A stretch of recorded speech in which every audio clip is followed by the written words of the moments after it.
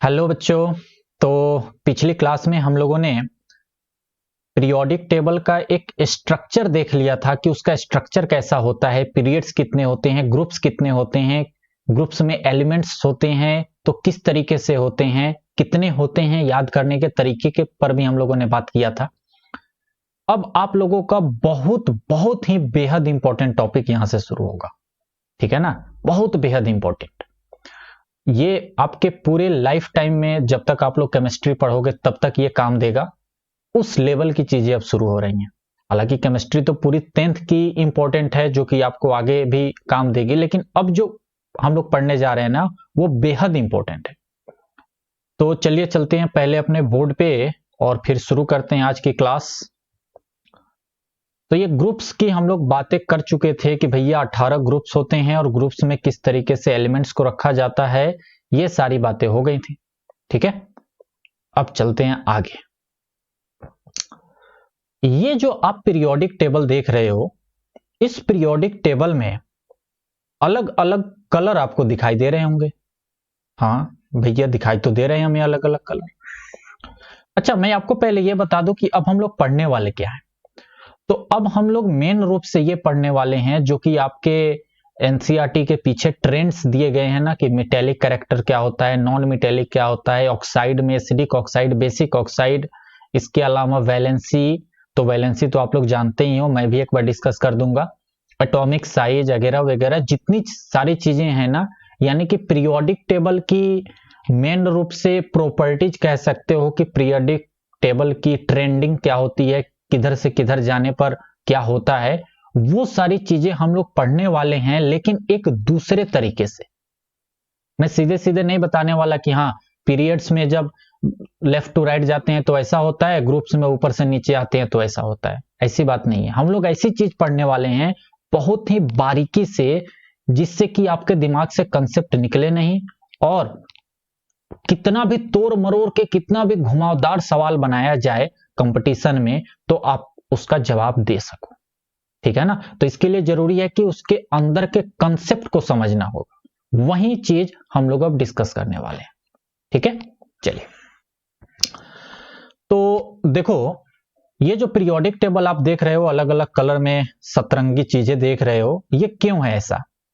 तो मैं आप लोगों को बता दूं कि ये जो पीरियोडिक टेबल है इसमें मेटल्स है, नॉन मेटल्स है और मेटलॉइड्स है।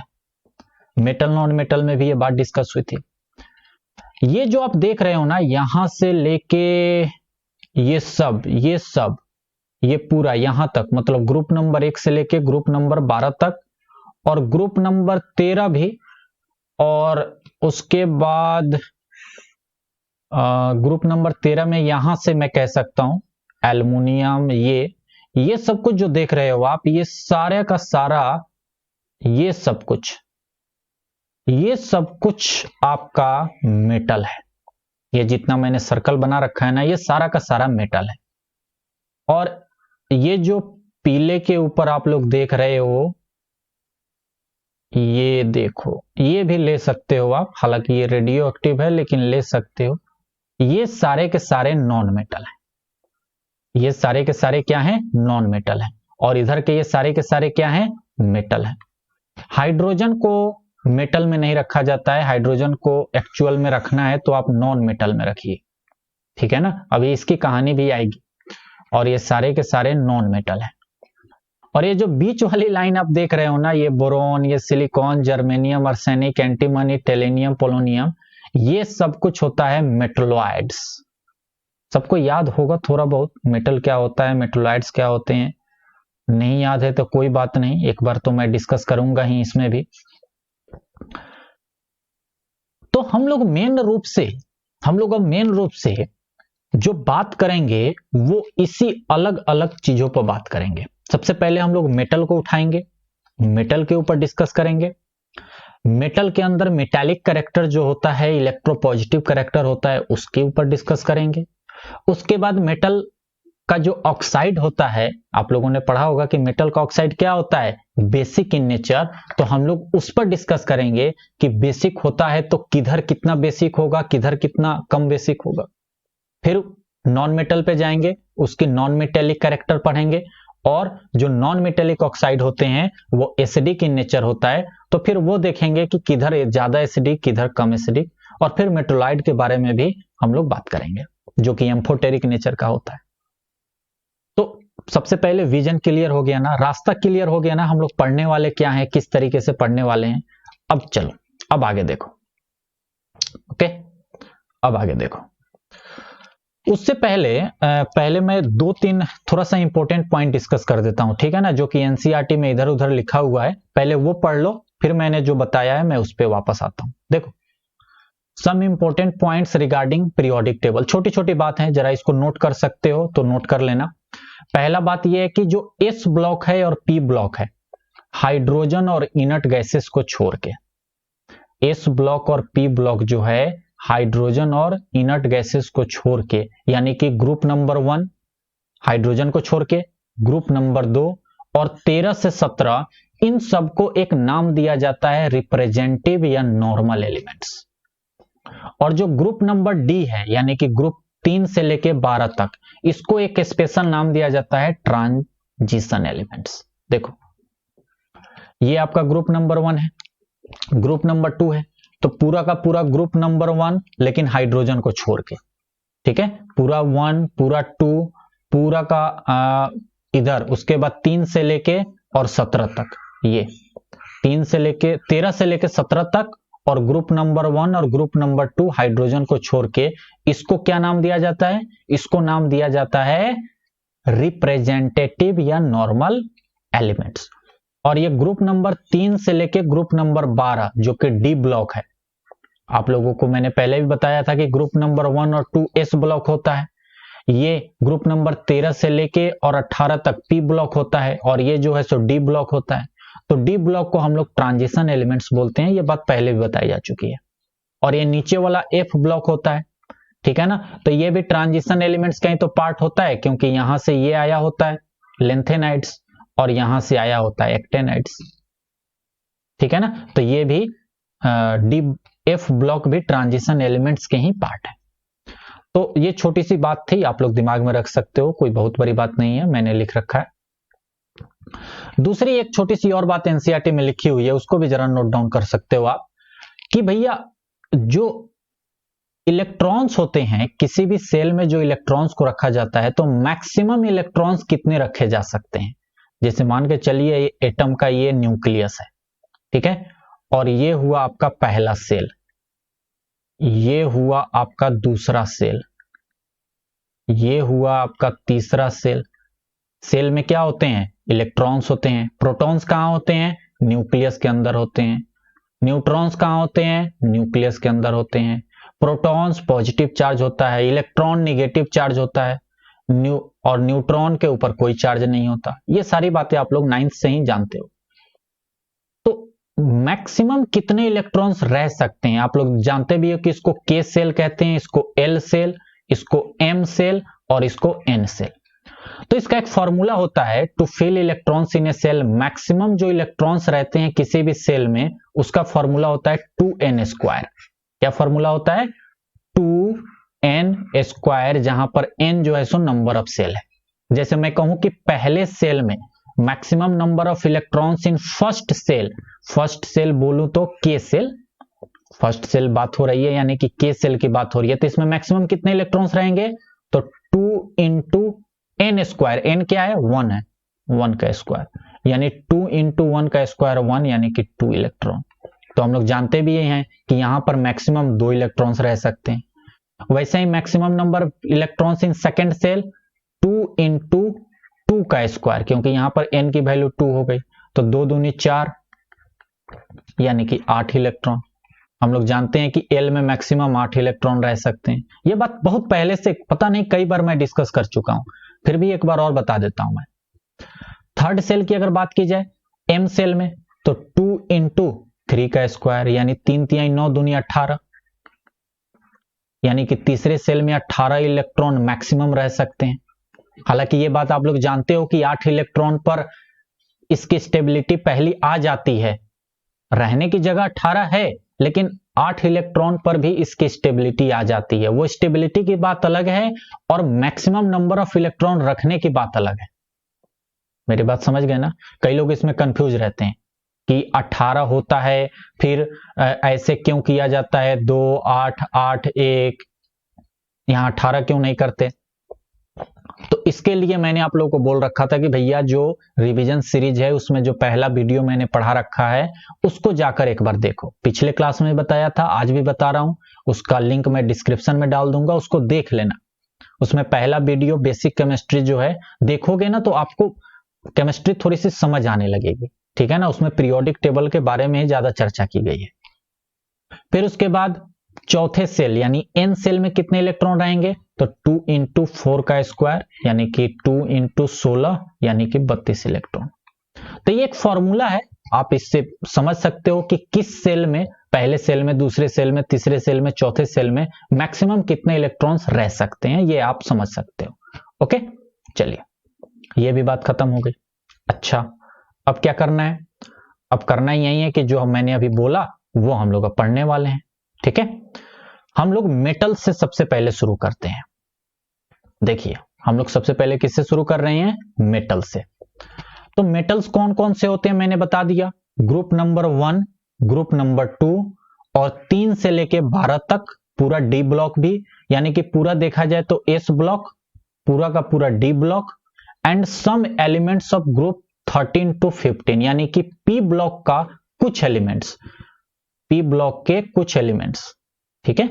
जैसे मैंने यहां पर बताया ना, ये पूरा का पूरा एस ब्लॉक फर्स्ट और 2, फिर उसके बाद यहां से लेकर ये पूरा का पूरा डी ब्लॉक है इसमें। और देखो 13 14 और 15 के कुछ एलिमेंट्स, 13 14 और 15 के कुछ एलिमेंट्स ये आपके मेटल की कैटेगरी में आते हैं, ठीक है ना? और ये नीचे वाला भी मेटल की कैटेगरी में ही आता है। तो मेटल कौन होते हैं ये बात आप समझ गए, मेटल कहां कहां है ये आप समझ गए कि मेटल कहां कहां है। अच्छा, मेटल्स है तो मेटल्स के अंदर क्या होता है? मेटल्स के अंदर मेटेलिक कैरेक्टर होगा। इंसान के अंदर इंसानियत होती है, ठीक है ना? भूत के अंदर भूतानियत होती है, तो मेटल्स के अंदर मेटालिक कैरेक्टर होता है, ठीक है? तो मेटल्स के अंदर क्या होता है? Metallic character. मेटालिक कैरेक्टर को हम लोग इलेक्ट्रोपॉजिटिव कैरेक्टर भी बोलते हैं। तो मेटालिक कैरेक्टर या इलेक्ट्रोपॉजिटिव कैरेक्टर दोनों बात सेम है, हम लोग ज्यादा मेटालिक कैरेक्टर ही यूज करते हैं। अब भैया ये मेटालिक कैरेक्टर क्या होता है? ठीक है, तो मेटालिक कैरेक्टर का मैंने यहां डेफिनेशन लिख रखा है, पहले इसको समझ लो फिर आगे बढ़ते हैं। मेटालिक कैरेक्टर का मतलब होता है, metallic character means the tendency of an atom to lose electrons and form positive ions यानी केटायंस। मतलब कोई एटम है और जाहिर सी बात है वो एटम मेटल होगा, तो यानी कि मेटल के द्वारा इलेक्ट्रॉन्स को लूज करना और पॉजिटिव आयंस का बन जाना, यही उसकी मेटालिक कैरेक्टर शो करता है, यही उसकी मेटालिक कैरेक्टर है। यानी कि वो इलेक्ट्रॉन को लूज करके, ध्यान से सुनो मेरी बात, वो इलेक्ट्रॉन को लूज करके पॉजिटिव चार्ज बन रहा है, यानी कि इलेक्ट्रोपॉजिटिव कैरेक्टर अपने अंदर ला रहा है। तो इसीलिए इसको बोला जाता है इलेक्ट्रोपॉजिटिव कैरेक्टर यानी कि मेटालिक कैरेक्टर। ओके, जैसे कि फॉर एग्जांपल हम लोग थोड़ा सा बात कर लेते हैं, जैसे कि आपका सोडियम है, तो सोडियम क्या करता है भैया? तो सोडियम लूज करता है 1 इलेक्ट्रॉन। सोडियम क्या करता है? एक इलेक्ट्रॉन को लूज करता है एंड फॉर्म Na+1 आयन। क्या ये बात सभी लोग जानते हैं पहले से? तो यानी कि मेटल ने क्या किया? इलेक्ट्रॉन का लॉस किया और पॉजिटिव आयन बना दिया। सेम वैसे ही अगर हम बात करें मैग्नीशियम की, तो मैग्नीशियम कितने इलेक्ट्रॉन लूज करता है? Magnesium lose 2 electron and form Mg+2 ion. Same वैसे ही बात करें अगर एल्युमिनियम की, तो एल्युमिनियम लूज करता है 3 electron and form Al+3 ion. क्या मेरी बात समझ में आ गई? लेकिन अब बात यह है कि मेटालिक कैरेक्टर किसके अंदर कितना होगा, मतलब सोडियम के अंदर मेटालिक कैरेक्टर कितना होगा, मैग्नीशियम के अंदर कितना होगा, एल्युमिनियम के अंदर कितना होगा। तो इसके लिए चाहो तो तुम लिख लो, हिंदी में लिखो, भोजपुरी में लिखो, फारसी में लिखो, उर्दू में लिखो, इंग्लिश में लिखो, लिख लो। जो मेटल जितनी जल्दी इलेक्ट्रॉन को निकाल कर पॉजिटिव आयन बना लेगा उसकी मेटेलिक कैरेक्टर उतना ही ज्यादा होगा। लिखो इस बात को, जो मेटल जितनी जल्दी इलेक्ट्रॉन को निकाल के पॉजिटिव आयन यानी केटायन बना लेगा उसकी मेटेलिक कैरेक्टर उतना ही ज्यादा होगा। यानी कि मैं कहूं इस तीनों में, सोडियम, मैग्नीशियम और एल्युमिनियम में, मैं कहूं तो आपको एक बात समझ में आ रही है कि सोडियम को मात्र 1 इलेक्ट्रॉन निकालना है, मैग्नीशियम को 2 इलेक्ट्रॉन निकालना है और एल्युमिनियम को 3 इलेक्ट्रॉन निकालना है। तो देखकर ही समझ में आ रहा है कि सोडियम जो है तुरंत अपना इलेक्ट्रॉन निकाल देगा और पॉजिटिव आयन बना देगा।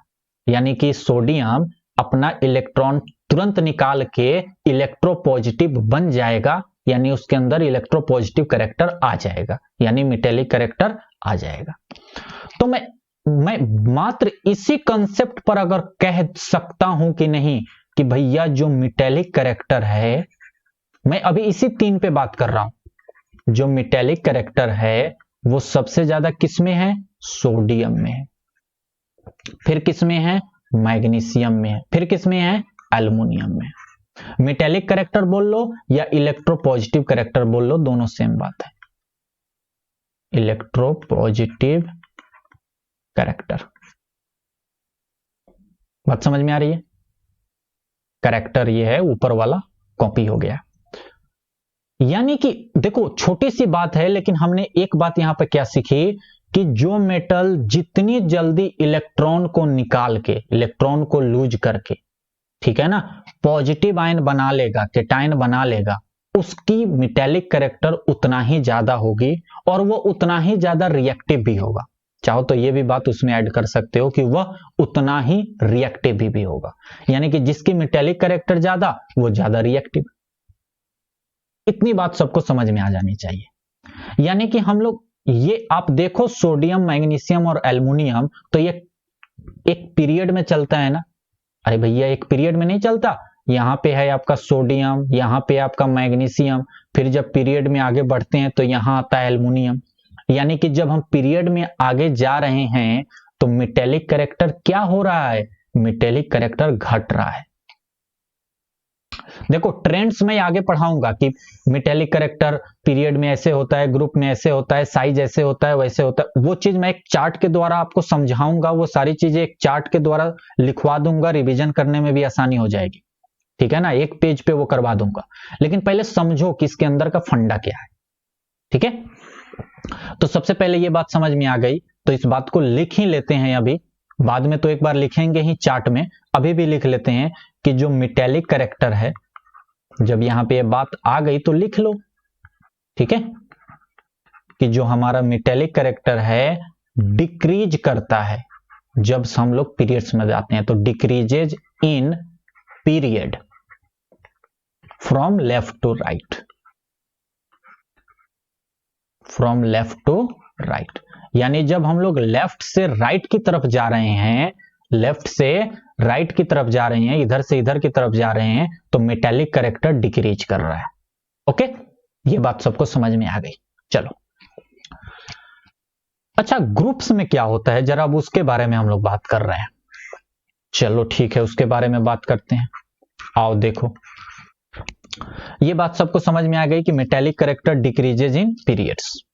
ओके, ग्रुप्स में बात करते हैं, तो सबसे पहला वाला ग्रुप लेते हैं और उसी में बात कर लेते हैं। चलो, तो हमने देखा कि ये लिथियम होता है भैया, तो लिथियम का इलेक्ट्रॉनिक कॉन्फ़िगरेशन होता है 2 1, यानी कि ये न्यूक्लियस हो गया, ये पहला सेल हो गया और ये दूसरा सेल हो गया। लिथियम के नीचे क्या आता है? हे लीन ना कर रब से फरियाद, सबको याद होगा, तो लीन ना सोडियम आता है और इसका इलेक्ट्रॉनिक कॉन्फ़िगरेशन 2 8 1।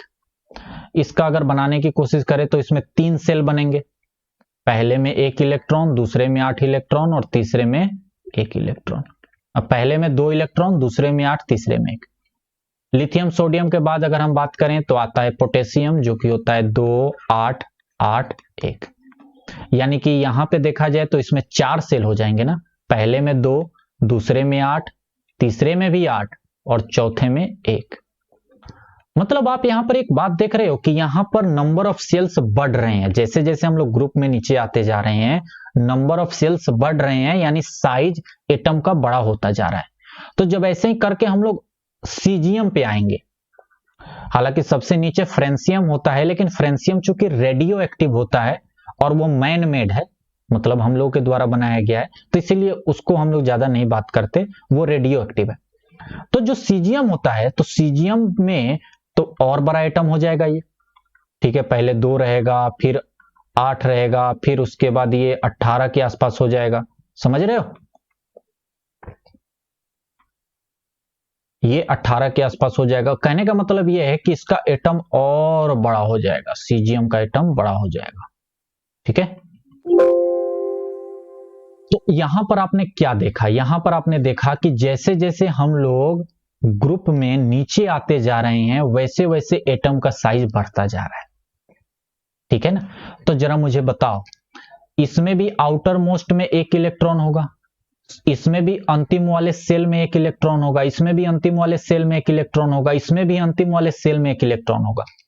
अगर मैं सीजियम को लेकर बात करूं, तो क्या सीजियम का अंतिम इलेक्ट्रॉन यहां न्यूक्लियस में रखे हुए पॉजिटिव चार्ज से ज्यादा अट्रैक्शन में है?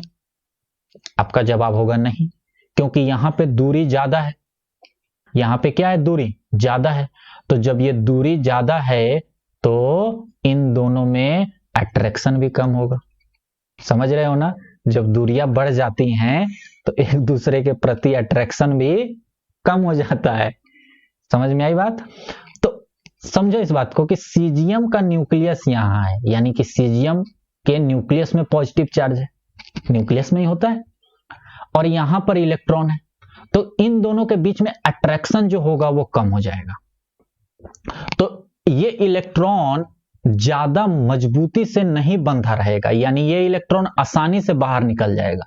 जबकि अगर लिथियम की बात की जाए, लिथियम की, तो यहां पे दूरी कम है, तो इन दोनों में प्यार भी ज्यादा है। बात समझ में आ रही है? खूब मजबूती से बंधे हुए हैं। यहां पे जो पॉजिटिव चार्ज है न्यूक्लियस में लिथियम के, वो इलेक्ट्रॉन को मजबूती से बांधे हुए है। तो ये लिथियम का ये अंतिम इलेक्ट्रॉन निकलने में थोड़ी सी परेशानी होगी। ठीक है ना? आसानी से नहीं निकलेगा, लेकिन सीजियम वाला इलेक्ट्रॉन आसानी से निकल जाएगा। तो जो, अब फिर से हम लोग मेटेलिक कैरेक्टर के फॉर्मूला पे आते हैं। क्या है? जो जितनी जल्दी इलेक्ट्रॉन को निकाल के पॉजिटिव चार्ज बना ले, उसमें मेटेलिक कैरेक्टर उतना ही ज्यादा। तो यानी कि सीजियम में मेटेलिक कैरेक्टर सबसे ज्यादा, देन उसके नीचे वाला, यानी कि सीजियम के लिथियम, सोडियम, पोटेशियम, रुबिडियम यहां पे होगा। तो सीजियम में मेटेलिक कैरेक्टर सबसे ज्यादा होगा, देन रुबिडियम में होगा, देन पोटेशियम में, देन सोडियम में, देन लिथियम में। बात समझ में आ गई? यानी कि जब हम लोग ग्रुप में नीचे आते हैं, तो मेटेलिक कैरेक्टर इंक्रीज करता है। जब हम लोग ग्रुप में नीचे आते हैं, तो मेटेलिक कैरेक्टर क्या करता है? इंक्रीज करता है। और पीरियड में जब जाते हैं लेफ्ट टू राइट, तो डिक्रीज करता है, और जब नीचे आते हैं तो इंक्रीज करता है। तो ये जो बातें हम लोगों ने अभी समझी है, जरा इसको लिख लेते हैं। चलो इस बात को जरा लिख लेते हैं। मैं सारी बातें लिखवा दे रहा हूं, देख लो। सीजियम के रिस्पेक्ट में हम लोगों ने बात किया था, तो मैंने बोला कि साइज ऑफ सीजियम जो है वो बड़ा है भैया। साइज ऑफ सीजियम जो है सो बिग है। इसका मतलब क्या हुआ? इसका मतलब ये हुआ कि जो अट्रैक्शन का फोर्स है, the attraction force of outer most electron, जो सबसे बाहर में इलेक्ट्रॉन रखा हुआ है, उसका जो अट्रैक्शन है किसके साथ? विथ न्यूक्लियस के साथ। क्योंकि न्यूक्लियस में ही तो पॉजिटिव चार्ज होता है। अरे न्यूक्लियस ही तो होता है जिसमें हैविंग पॉजिटिव चार्ज, मैं लिख भी देता हूं, चलो, having positive charge is less, वो क्या होगा? कम होगा। इस कारण से डेट्स वाई, आप यहां पे लिख सकते हो डेट्स वाई, इसी कारण से जो इलेक्ट्रॉन है वो आसानी से निकल जाएगा, will release easily, release S E, ठीक है, रिलीज इजिली एंड क्विकली, जल्दी से निकल जाएगा, आसानी से निकल जाएगा, क्विकली। तो यानी कि हम लोग क्या कह सकते हैं, हम लोग कह सकते हैं कि जो सीजियम है, सीजियम इसमें सबसे ज्यादा मेटेलिक कैरेक्टर होगा। सीजियम है जो मोस्ट मेटेलिक कैरेक्टर। रीजन सबको समझ में आ गया होगा। देखो ये याद नहीं करना है कि किसमें मेटेलिक कैरेक्टर ज्यादा है किसमें कम है, आपको दिमाग में रखना है कंसेप्ट, क्यों है वो ज्यादा इंपॉर्टेंट है। सवाल उसी पे बनाए जाते हैं। अभी मैं सवाल जब करवाऊंगा आगे तब समझ में आएगा। तो यानी कि अगर मैं इसके मेटेलिक कैरेक्टर के ट्रेंड की बात करूं तो मैं क्या ये बात लिख सकता हूं ना कि मेटेलिक कैरेक्टर जो है वो उसका कैसे होगा, तो लिथियम में सबसे कम होगा, उससे ज्यादा सोडियम में होगा, उससे ज्यादा पोटेशियम में होगा, उससे ज्यादा रुबिडियम में होगा और सबसे ज्यादा सीजियम में होगा। बात समझ में आ रही है? सबसे ज्यादा किस में हो जाएगा, सीजियम में हो जाएगा। तो ये पहले लिख लो, फिर उसके बाद ट्रेंड लिख लेते हैं। तो वीडियो को यहां पे रोको और ये सारी बातें लिख लो, ठीक है। चलो अब आगे चलते हैं। तो अगला वाला बात लिख लेते हैं, पीरियड की इसका ग्रुप में जब आ रहे हैं तो क्या हो रहा है, तो लिख लो कि जो आपका मेटेलिक कैरेक्टर है, मेटेलिक कैरेक्टर जब ग्रुप में नीचे आ रहे हैं तो क्या हो रहा है, इंक्रीज कर रहा है। तो metallic character increases on down the group. जैसे जैसे हम डाउन द ग्रुप होते जा रहे हैं, मतलब कि ग्रुप में नीचे आते जा रहे हैं, मेटेलिक कैरेक्टर क्या हो रहा है, इंक्रीज हो रहा है। तो मेटेलिक कैरेक्टर पीरियड्स में डिक्रीज हो रहा था और ग्रुप्स में इंक्रीज हो रहा था। तो यहां पे एक सवाल बन जाता है, बहुत ही अच्छा सवाल, ठीक है। उसको मैं ऐसे ही पॉइंट करके नोट करके लिख देता हूं, जरा पहले समझो मैं क्या कहने की कोशिश कर रहा हूं। मैं ये कह रहा हूं कि मेटेलिक कैरेक्टर इधर जाने पे घट रहा है और नीचे जाने पे बढ़ रहा है, यही तो हो रहा है। मेटेलिक कैरेक्टर जब हम लोग इधर जा रहे हैं तो बढ़ रहा है, घट रहा है, इधर जाने पे घट रहा है, पीरियड्स में घट रहा है, और जब नीचे आ रहे हैं तो बढ़ रहा है। यानी कि देखा जाए तो सबसे नीचे वाला यहां का जो होगा, सबसे नीचे वाला यही तो सबसे ज्यादा मेटेलिक होगा। यानी देखा जाए तो सीजियम सबसे ज्यादा मेटेलिक एलिमेंट है पूरे पीरियोडिक टेबल में। बोलो हाँ या ना। सीजियम सबसे ज्यादा मेटेलिक हो जाएगा ना। अपने अगर ग्रुप्स में भी, अगर अपने पीरियड्स में भी बात करो तो जब आगे जाते हैं तो मेटेलिक कैरेक्टर घटता है। मेटेलिक कैरेक्टर क्या होता है, घटता है। तो इसका अगला वाला तो उससे कम ही होगा ना, और नीचे आने पर बढ़ रहा है, तो जाहिर सी बात है कि सीजियम जो है सबसे ज्यादा होगा। फ्रेंसियम को हम इसलिए नहीं बोलते क्योंकि फ्रेंसियम मैन मेड है और रेडियो एक्टिव है, इसीलिए इसकी बात नहीं होती। सीजियम नेचुरल है इसलिए इसकी बात होती है। तो अगर कोई अगर पूछ ले कि सबसे ज्यादा पीरियोडिक टेबल में कौन सा एलिमेंट है जो कि सबसे ज्यादा मेटेलिक कैरेक्टर का है, तो आप बोलोगे सीजियम, ठीक है, सीजियम जो है। लेकिन अगर कोई ये कह दे नहीं हमें नेचुरल और मैन मेड से फर्क नहीं है, हमें बताओ कौन सबसे ज्यादा है, तो फ्रेंसियम होगा, जाहिर सी बात है फ्रेंसियम होगा। है ये मैन मेड, है ये मैन मेड, लेकिन मान के चलो ये ऑप्शन में ना हो, या वो डायरेक्ट दे रखा हो कि नहीं हमें नेचुरल ही बताओ कि नेचुरल कौन सा ऐसा एलिमेंट है जो सबसे ज्यादा मेटेलिक है, तो वो सीजियम होगा, ठीक है ना। फ्रेंसियम नहीं पूछा जाता है, मैंने तो आपको बता दिया, लेकिन पूछा कभी नहीं जाएगा, ज्यादातर सीजियम ही पूछा जाता है, ठीक है ना। तो इस बात का जरा ध्यान रहे। चलो, तो मैंने आपको ये सारी बातें पढ़ा दी, ये सारी चीजें बता दी। मेटेलिक कैरेक्टर का मतलब इलेक्ट्रोपॉजिटिव कैरेक्टर। कोई बोले कि इलेक्ट्रोपॉजिटिव कैरेक्टर ग्रुप में क्या होता है, तो इंक्रीज करता है, क्योंकि मेटेलिक कैरेक्टर इलेक्ट्रोपॉजिटिव कैरेक्टर दोनों सेम बात है। ओके, आगे चलते हैं। अब देखो, एक बात हम लोगों ने पढ़ी हुई थी कि जो मेटल्स होते हैं उनके ऑक्साइड्स जो होते हैं वो नेचर में बेसिक होते हैं। हम लोगों ने क्या पढ़ा था भैया। अब मैं अगले टॉपिक पे आ रहा हूं, तो आप लोग चाहो तो अपना एक लाइन खींच सकते हो और एक दूसरा कर सकते हो। हम लोगों ने क्या पढ़ा था द ऑक्साइड्स ऑफ मेटल्स। जो मेटल्स के ऑक्साइड्स होते हैं, यानी कि मेटल को जब ऑक्सीजन से रिएक्शन कराया जाता है तो मेटल के ऑक्साइड्स बनते हैं, वो नेचर में बेसिक होते हैं। याद है सभी को, मेटल नॉन मेटल चैप्टर में पढ़ा था। यानी कि मैं इस तरीके से कह सकता हूं कि इस बात को हम लोग ऐसे भी समझ सकते हैं कि हमारे पास एक मेटल है, उस मेटल की रिएक्शन हमने ऑक्सीजन के साथ कराई तो हमें क्या मिलेगा? मेटेलिक ऑक्साइड मिलेगा।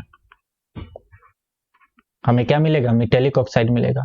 और जब इस मेटेलिक ऑक्साइड को हम लोग पानी में डिसॉल्व करते थे तब जाके हमें बेस मिलता था। ये बात सबको याद होनी चाहिए भैया। इसीलिए हम लोग कहते हैं कि जो मेटल का ऑक्साइड होता है वो बेसिक इन नेचर होता है। ओके, चलो ये बात सबको याद है तो बहुत अच्छी बात है। अच्छा, तो अगर हमने मेटल का ऑक्साइड बनाया, उसको पानी में डाल के बेस बनाया, तो कौन ज्यादा बेसिक होगा, कौन कम बेसिक होगा? मतलब बेसिक स्ट्रेंथ किसमें ज्यादा होगा, किसमें कम होगा, ये भी बात कर लेते हैं। मतलब किसका ऑक्साइड जो है वो ज्यादा बेसिक होगा और किसका ऑक्साइड कम बेसिक होगा, इसको अब जरा बात कर लेते हैं। तो देखो, एक सिंपल सी मैं लाइन लिख रहा हूं, इसी से आप समझ जाओगे कौन ज्यादा बेसिक होगा, कौन एसिडिक होगा। इसको अलग से पढ़ने की जरूरत नहीं है। सिंपल सी लाइन यहां पे लिख लो कि जो बेसिक नेचर है, सिंपल सी लाइन देखना और इसी से समझ जाओगे, basic nature changes with metallic nature. मतलब मेटेलिक नेचर के आधार पर बेसिक नेचर चेंज होता है। इसका मतलब क्या हुआ? इसका मतलब यह हुआ कि अगर कोई चीज, कोई भी अगर है जो कि मोर मेटेलिक है, अगर कोई चीज मोर मेटेलिक है देन उसमें बेसिक नेचर ज्यादा होगा, मोर बेसिक। अरे कोई चीज ज्यादा मेटेलिक है तो वो क्या हो जाएगा? ज्यादा बेसिक हो जाएगा। और कोई चीज, कोई एलिमेंट, कोई कंपाउंड लेस मेटेलिक है, कम मेटेलिक है, तो वो बेसिक भी कम होगा, लेस बेसिक। तो हम लोगों ने बात किया था कि सीजियम सबसे ज्यादा मेटेलिक कैरेक्टर का होता है, तो सीजियम का ऑक्साइड जो होगा सबसे ज्यादा बेसिक होगा। खत्म।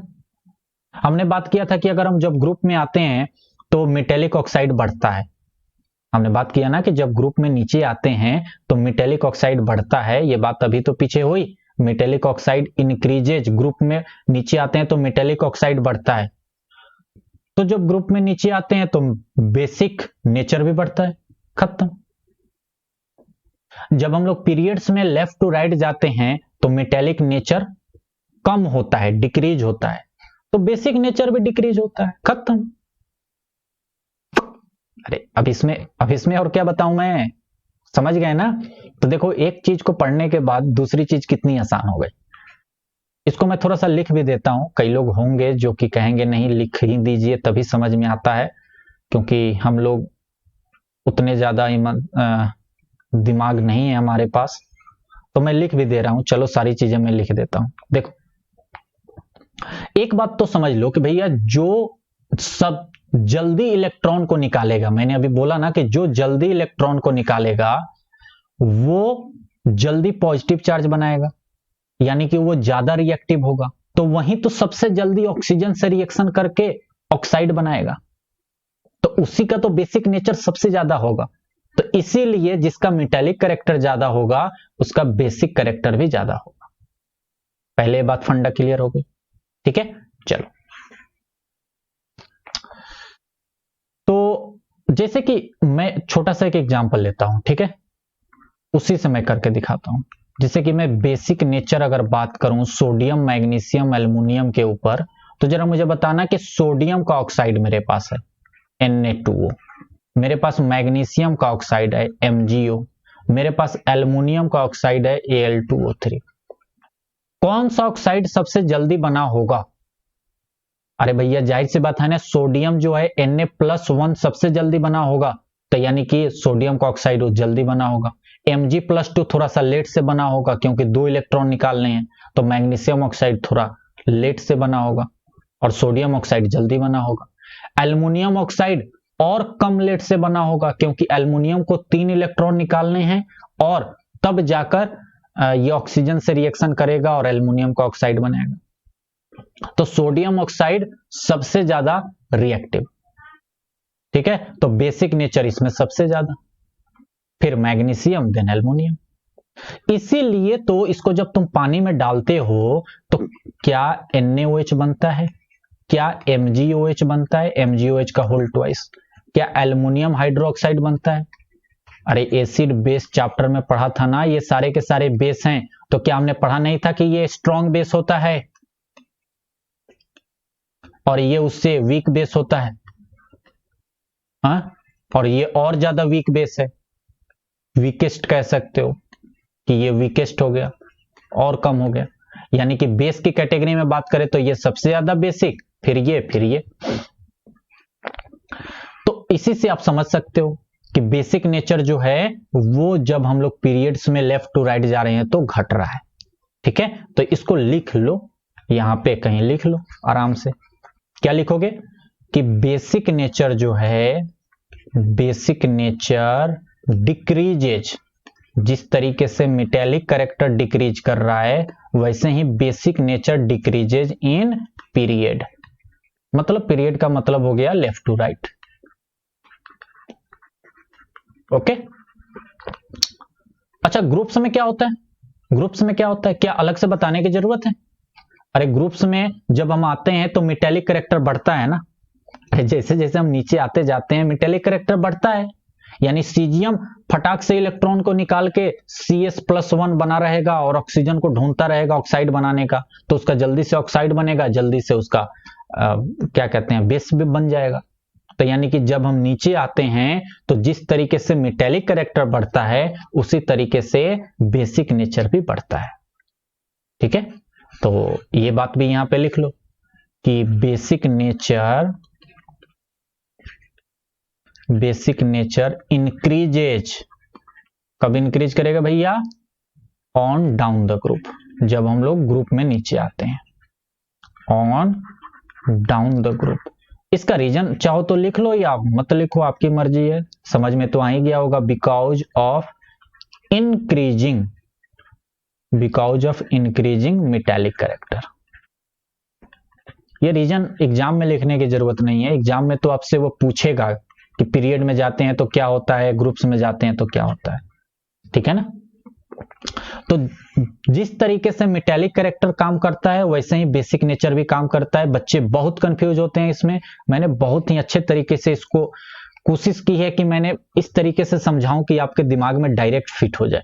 इसके बाद हम लोग अगली क्लास में नॉन मेटल के ऊपर बात करेंगे कि नॉन मेटल कौन कौन से होते हैं, फिर नॉन मेटेलिक कैरेक्टर की बात करेंगे, ग्रुप में पीरियड में बात करेंगे क्यों होता है, उसके पीछे के रीजन को समझेंगे, और फिर non metallic oxide are acidic in nature.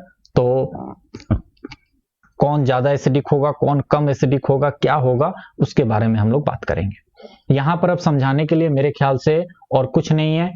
NCERT की किताब को अभी आप लोग मत पढ़ना, अभी पहले मुझे नॉन मेटल पढ़ा लेने दो, उसके बाद आप लोग पूरा किताब पढ़ सकते हो और आपको 1% की भी दिक्कत नहीं होगी। तो मेरे ख्याल से मेटल की सारी बातें हो चुकी हैं, नॉन मेटेलिक कैरेक्टर की बातें ग्रुप्स में पीरियड्स में, और उसके ऑक्साइड यानी कि बेसिक नेचर, उसकी सारी बातें हो गई। चलो